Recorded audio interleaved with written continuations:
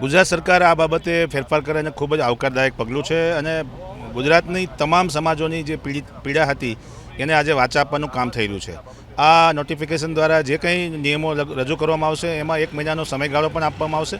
સાથે સાથે માતા પિતાની જે ભાગેડુ લગ્નમાં પરમિશન લેવામાં નહોતી આવતી તેમાં એને જાણ કરવામાં આવે એ રીતે થોડીક આગળ વ્યવસ્થા કરવામાં આવી છે.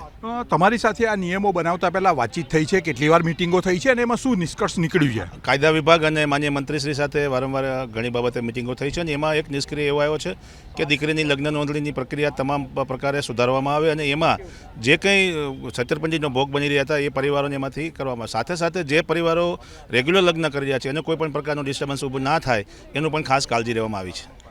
સૌથી પહેલાં તો આ જે પ્રશ્ન હતો માત્ર પાટીદાર સમાજનો હતો, દરેક સમાજનો હતો. દીકરી કોઈ પણ સમાજની હોય, દીકરી એ મહામૂડી મિલકત છે. એટલે અત્યારના સમયની અંદર દીકરી જે વિષય છે એને બચાવવા માટે આપણે શું કરવું જોઈએ એનું અમે તમામ સમાજના આગેવાનોએ ચિંતન કર્યું હતું. પાટીદાર સમાજના એસપીજીના પાસના આગેવાનો તમામ આંદોલનકારીઓ અમે મિટિંગ કરી. મિટિંગમાં પ્રશ્ન લાયા, રાજ્ય સરકાર જોડે બી રજૂઆત કરી અને 2019થી એસપીજી આ વિષય લડે છે. એસપીજી અમારી સંસ્થાનો મુખ્ય ઉદ્દેશ જ આ હતો. એટલે આ લડતના અંતે તમામ જુદા જુદા વિવિધ સમાજના આગેવાનોનું અમને સમર્થન મળ્યું હતું અને મેં રાજ્ય સરકારને પણ રજૂઆત કરી. આજે આ કાયદાની અંદર ફેરફાર થશે તો અમને એક સંતોષ એવો થશે કે આવનારું જે ભવિષ્ય છે ગુજરાતનું, તમામ સમાજની દીકરીઓને એક ન્યાય મળશે.